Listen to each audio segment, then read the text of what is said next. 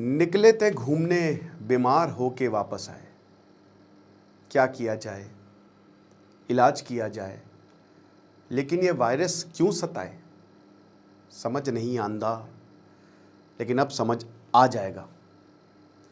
लौट के बुद्धू घर को आए, यही बोलता हूँ मैं हमेशा। जब भी ट्रिप पे जाता हूँ, मैं अच्छा खासा ट्रैवल करता हूँ, तो लास्ट में मेरे यही वर्ड्स रहते कि लौट के बुद्धू घर को आए। जब आप ट्रैवलिंग करने जाते हो मज़ा आती है, बहुत अच्छा लगता है, द बेस्ट। ट्रैवल करने से पहले थोड़ा सा पेट में गुदगुदियाँ होती, लेकिन एक बार घर से निकल गए मज़े ही मज़े। लेकिन अब तुम ट्रैवल करके आ रहे हो और बहुत लोगों के साथ ये हुआ होगा कि वो बीमार पड़ जाते हैं। अब बीमार पड़ गए तो पड़ गए, लेकिन तुम कोई ऐसी चीज़ लेके आ रहे हो जो पूरे देश के लिए घातक है, तब तो लेने के देने पड़ गए। यही हुआ है एक क्रूज पे, एमवी हॉन्डियस।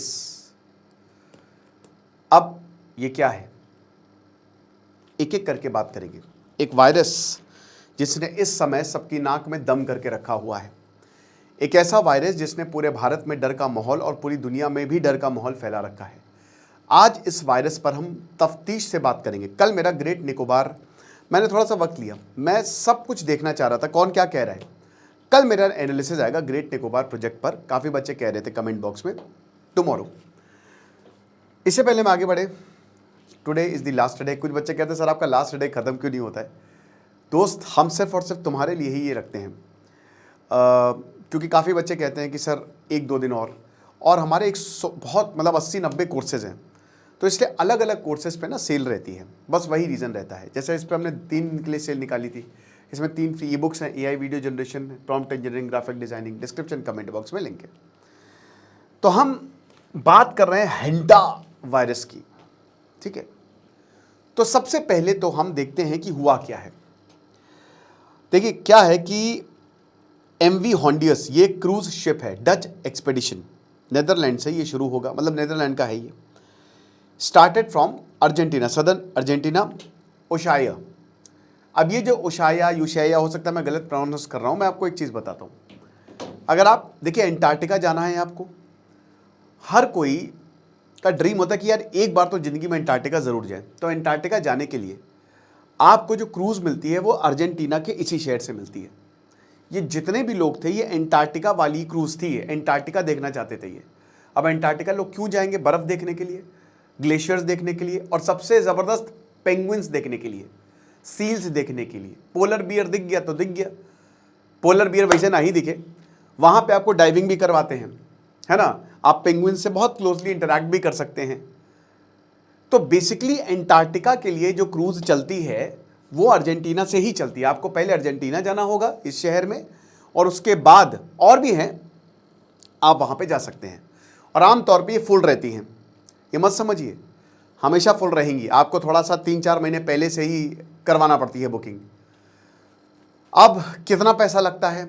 मिनिमम 5 लाख, मैक्सिमम 15-20 कितने भी लग सकते हैं, डिपेंड करता है आपके ऊपर, लेकिन 5 लाख मिनिमम तो आपको देने ही देने। मिनिमम मैं क्रूज का बोल रहा हूँ, और बाकी तो आप देख लीजिए। तो जब आपके पास पैसा हो आप जा सकते हैं, एंटार्क्टिका देख सकते हैं। तो ये क्रूज भी निकला एंटार्क्टिका के लिए। अब इसका रूट था, सबसे पहले अर्जेंटीना से जाएगा ये, देन एंटार्क्टिका पे जाएगा ये, मस्त। वहाँ पे फिर Falkland, south Atlantic area, Tristan डा क्यूना, सेंट हेलेना, केप वर्डे, और फाइनली ये स्पेन में कैनरी आइलैंड पर रुक के लोगों को घुमा के ले आएगा। ओके, उसके बाद क्योंकि नेदरलैंड की कंपनी है तो वहाँ पे जाएगा। 1 अप्रैल 2026, अप्रैल फूल नहीं किसी ने बनाया, बट ये शिप जो है अर्जेंटीना से होता है डिबार्ट। 20 देशों के 150 लोग इसमें मौजूद थे, मस्त पार्टी करते हुए जा रहे। क्रूज पे तो बहुत, भाई मैं तो आज तक नहीं गया, जो गए हैं जरा बता दे कमेंट बॉक्स में, लेकिन मजा आ जाती है, बहुत बढ़िया। मतलब चलता फिरता होटल से भी 2 लेवल ऊपर, क्लब है, दारू है ना, लोग मिल रहे हैं एक दूसरे से, गेम्स हो रहे हैं, और ज़्यादा बोर हो जाओ तो ऊपर टाइटैनिक वाला पोज दे दो, आहा हा हा। और भाई अर्जेंटीना की बात है, एंटार्क्टिका की बात है, बहुत अच्छा लगता है। 6-7 दिन लगते हैं, मतलब बहुत, 1-1.5 महीने का पूरा टूर होता है। 6-7 दिन तो आपको एंटार्क्टिका पहुंचने में ही लग जाएंगे। तो किसको पता है भाई, ये क्रूज हमेशा चलता रहता है। अब ये इंसिडेंट हो गया तो हो गया, किसी को नहीं पता, नोबडी न्यू कि ऐसा कुछ होगा। 6 अप्रैल को यानी कि लगभग 5 दिनों बाद पहला पैसेंजर कहता है कि ओह बीमार लग रहा हूं मैं, यानी कि फ्लू लाइक सिम्टम्स। अब प्रॉब्लम यह है कि ज़्यादातर वायरसेस में यही फ्लू लाइक सिम्टम्स आपको देखने को मिलेंगे। सर्दी, खांसी, जुखार, गले में दर्द, अकड़न, ब्रीदिंग प्रॉब्लम्स, ये दिक्कत है। अगर ब्रीदिंग प्रॉब्लम हो रही है, लंग्स को अफेक्ट करता ना ये वायरस, तो बहुत ज़्यादा दिक्कत है। शुरुआत में दिक्कत नहीं, क्रूज़ पे डॉक्टर्स भी रहते हैं। रेस्पिरेटरी इलनेस या फिर लॉन्ग क्रूज़, ये कई बार क्रूज़ पे जब आप जाते हैं ना तो आप बीमार पड़ सकते हैं, क्योंकि देखिए कुछ लोगों को तो उल्टियाँ आ सकती हैं, ऐसे ऐसे क्रूज़ होता है ना। कुछ लोगों का सर भारी हो सकता है, कई बार लोग बीमार पड़ जाते हैं, तो इतना अलार्मिंग नहीं लगा। 11 अप्रैल 5 दिन बाद हालात बहुत बिगड़ गए और फर्स्ट डेथ हुई, पहली मौत हुई। अब ऑफिशियल्स को लगा कि शायद ये नेचुरल इलनेस या न्यूमोनिया की वजह से हो गई है। अभी तक पता नहीं चला कि हेंटा वायरस है। 13 से 15 अप्रैल शिप ट्रिस्टन डा क्यूना पे रुकता है, उसका अगला स्टॉप। अब ये दुनिया का सबसे आइसोलेटेड इनहैबिटेड आइलैंड है। पैसेंजर जो है नॉर्मली बिहेव कर रहे हैं सबसे, कोई दिक्कत नहीं है। आउटब्रेक अभी तक कंफर्म नहीं हो गया, हालांकि मौत से माहौल काफ़ी गमगीन है। अब उसके बाद 24 अप्रैल 9 दिन बाद शिप सेंट हेलेना पहुंचा। बहुत इंपॉर्टेंट है, वेरी वेरी इंपॉर्टेंट। क्यों? Body of the first victim was removed from here, ठीक है। 30 पैसेंजर्स जो हैं उन्होंने शिप को छोड़ दिया। उसके बाद ये 30 पैसेंजर्स बीमार पड़ गए, बहुत बीमार पड़ गए। मतलब एक तरीके से बीमारी 26 अप्रैल तक स्प्रेड हो गई। और 26 अप्रैल को पहली विक्टिम की जो वाइफ है, she died, Johannesburg, south Africa में। अब अथॉरिटीज ये समझती हैं कि काफ़ी लोग बीमार पड़े हैं, 2 मौतें हो गई हैं, इसका मतलब कुछ गड़बड़ है, कोई भयानक वायरस है। मेडिकल इन्वेस्टिगेशन अब इंटेंसिफाई हो गया। अप्रैल से मई आ गया और पैसेंजर्स बीमार पड़ने लगे। मल्टीपल सस्पेक्टेड केस और सबको एक ही तरीके के सिम्टम्स, सीवियर रेस्पिरेटरी सिम्टम्स आ गए। एक और पैसेंजर शिप पे ही मर गया, 3 मर गए, मौत 3 हो गई। अब WHO के कान खड़े हो गए और यूरोपियन हेल्थ एजेंसीज आनन फानन में टीम पहुंचती है। 3 मई जैसे ये शिप प्रेई केप वर्डे आया तो वहां पे चीज़ें अजीबोगरीब टर्न लेती है। अभी वायरस का नाम पता नहीं चला है, स्टिल नॉट फुली आइडेंटिफाइड, लेकिन कोई वायरस है, ह्यूमन टू ह्यूमन ट्रांजिशन है, ये साफ साफ दिख रहा है। पहले लगा कोविड तो नहीं है, कोई नया स्ट्रेन। अब सैंपल्स लिए गए और 4 मई को ही कंफर्म हो जाता है कि this is the classical case of hanta virus, Andes strain of hanta virus. Andes पर्वत श्रृंखला है साउथ अमेरिका की, ठीक है।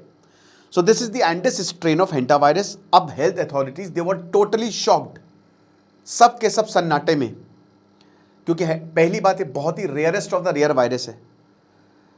ज़्यादातर हेंटा वायरस, ये देखिए क्या होता है कि ये जो हेंटा वायरस है ना, ये ह्यूमन टू ह्यूमन नहीं है, बहुत रेयर केसेस में देखेंगे, बट ये एंडिस वाला है, ये ह्यूमन टू ह्यूमन, वो भी बहुत क्लोज कॉन्टैक्ट होगा तो ये हो सकता है। 5 से 6 मई जितने भी स्पेशलिस्ट और एपिडेमोलॉजिस्ट हैं उन्होंने शिप को बोर्ड किया। इल पेशेंट्स को तुरंत इवैक्यूएट किया गया। नीदरलैंड आखिरी स्टॉप था, साउथ अफ्रीका, स्विट्जरलैंड, इनको शिफ्ट किया गया। शिप एकदम आइसोलेटेड रहा, कोविड स्टाइल ट्रीटमेंट सबको दिया गया। स्पेन ने अप्रूव किया कि यस, हम WHO के साथ काम कर रहे हैं, यूरोपियन एजेंसीज के साथ काम कर रहे हैं और बहुत सारे लोग हैं। अब सब कोई WHO के अंडर मॉनिटर है, तो जितने भी पेशेंट्स थे उनका इलाज चला। अब बात यह है कि ये जो हेंटा वायरस है ये कैसे हुआ और हेंटा वायरस है क्या, पहले आप ये देख लीजिए। ज़्यादातर जो हेंटा वायरस होते हैं ये रोडेंट्स यानी कि जो चूहे होते हैं ना उससे स्प्रेड होते हैं। ये ह्यूमन टू ह्यूमन, ये जूनोटिक है, ये चूहों से आदमियों में आ सकता है, लेकिन इसके भी काफ़ी केसेस कम देखे गए हैं। अगर कोई रोडेंट इन्फेक्टेड है और अगर आप उसके कांटेक्ट में आ गए तो प्रॉब्लम हो सकती है, ठीक है। कंटामिनेटेड सरफेस को अगर आपने टच कर लिया तो ये आपके वायरस अंदर जा सकता है। क्लोज, बहुत ही क्लोज कांटेक्ट सिचुएशन में, वैसे तो hanta virus generally human to human नहीं है, बट ये पर्टिकुलर स्ट्रेन जो है बहुत क्लोज कांटेक्ट में ये ह्यूमन टू ह्यूमन जा सकता है। ओके, कोविड जितना कंटेजियस नहीं है, परेशान मत होइए। कोविड में तो हालात बहुत ज़्यादा ख़राब थे, वैसा नहीं है। जैसे ये बॉडी में घुसता है, आपके ब्लड वेसल्स पर अटैक करता है, आपकी किडनी पर अटैक कर सकता है और आपके लंग्स पर अटैक करता है। ओके, शुरुआत में आपको लगेगा बुखार है, जो कि बुखार होना, बॉडी आपको बता रही है कि कुछ अंदर गया है, कुछ प्रॉब्लम है और बॉडी उससे लड़ रही है, एंटीबॉडीज बना रही है। वो आपके मसल में दर्द हो सकता है, फैटिग, भयंकर थकान, सर दर्द और थोड़े से चक्कर आना। सीवियर केसेस में ब्रीदिंग प्रॉब्लम होने लगती है, बहुत ज़्यादा खांसना, ऑक्सीजन कम, इनफैक्ट लंग फेलियर भी हो सकता है बहुत ही सीवियर केसेस में। Again rarest of the rare है। क्या कोई क्योर है इसका? नहीं, there is no specific cure, बहुत रेयर है, होता ही नहीं किसी को, तो क्योर कहाँ से होगा? तो कोई भी अभी यूनिवर्सली अप्रूव्ड मेडिसिन है नहीं इसकी, क्योंकि कोई ऐसे मेडिकल इमरजेंसी अभी तक आई नहीं। अब होता क्या है कि जैसे डेंगू है, अब तो डेंगू की डेंगवैक्सिया करके वैक्सीन भी आ गई है, लेकिन बहुत सारी ऐसी बीमारियां हैं जिसमें खाली आपको मतलब कोर्स पूरा होता है जब तक आपकी बॉडी एंटीबॉडीज नहीं बनाती है। एक बार आपकी बॉडी समझ गई, वो अपने आप ठीक हो जाता है। यानी कि एक तरीके से कि अगर आपको ये बीमारी है तो आपको कोई दवाई नहीं दी जाएगी, कोई वैक्सीन नहीं दी जाएगी, आपको खाली मॉनिटर किया जाएगा, सिम्टम्स कम किए जाएंगे, ठीक है, कि बुखार कम से कम हो, ब्रीदिंग प्रॉब्लम ना हो, ये सब चीज़ें, और अपने आप चीज़ें ठीक हो जाती हैं। तो इसमें ऑक्सीजन सपोर्ट आता है, आईसीयू मॉनिटरिंग आती है, लंग्स फेल हो जाते हैं तो वेंटिलेटर आता है, फ्लूइड बैलेंस मैनेजमेंट आता है, अर्ली हॉस्पिटलाइजेशन, जितना ज़्यादा अर्ली डिटेक्शन हो उतना अच्छा है।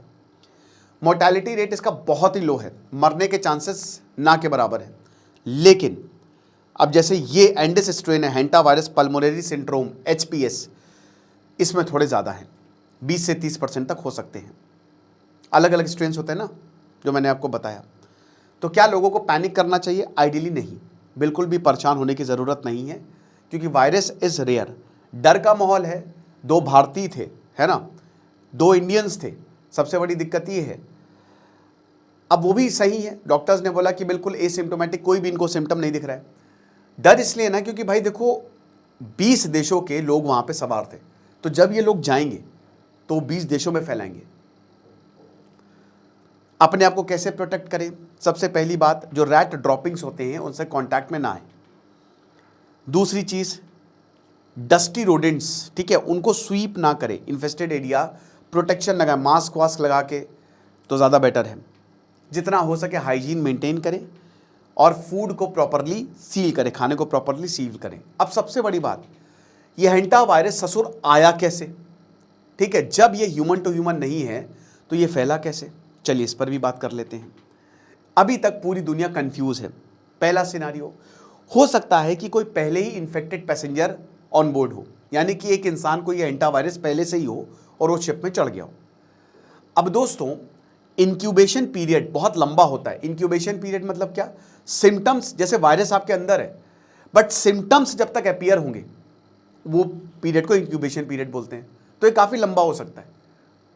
हो सकता है किसी को मार्च में ये वायरस पकड़ लिया हो, बट इंक्यूबेशन मतलब उसको सिम्टम आए अप्रैल में, तो क्वाइट अ पॉसिबिलिटी, ठीक है। सेकेंड, क्रूज शिप एक लैब है, एक्सपेरिमेंट।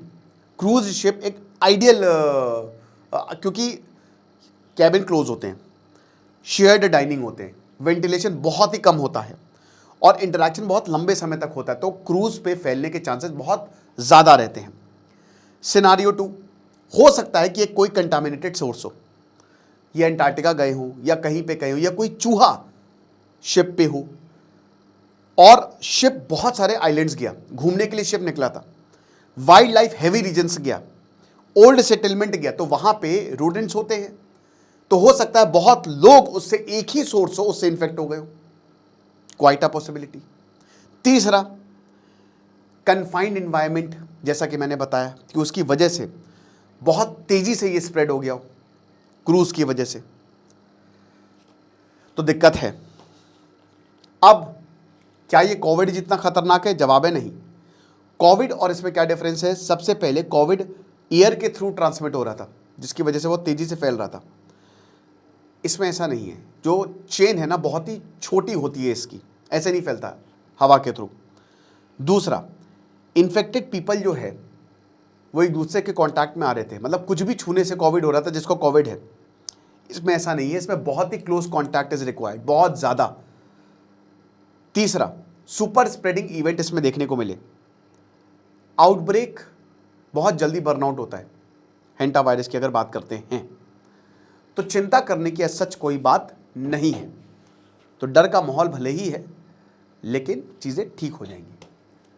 बट मैं आपको एक रियायत ज़रूर दूंगा, एक प्रिकॉशन आप ज़रूर लेके, एक तो अपने साथ सैनिटाइज़र कैरी करें, ठीक है। अगर बहुत भीड़ भाड़ एरिया है तो अभी भी मैं बोलूँगा मास्क लगाएं, ये आपको डुअल प्रोटेक्शन दे देगा। हमेशा याद रखिएगा कि जो वायरस है वो यहाँ से जाएगा, नहीं तो यहाँ से जाएगा मैक्सिमम वायरस।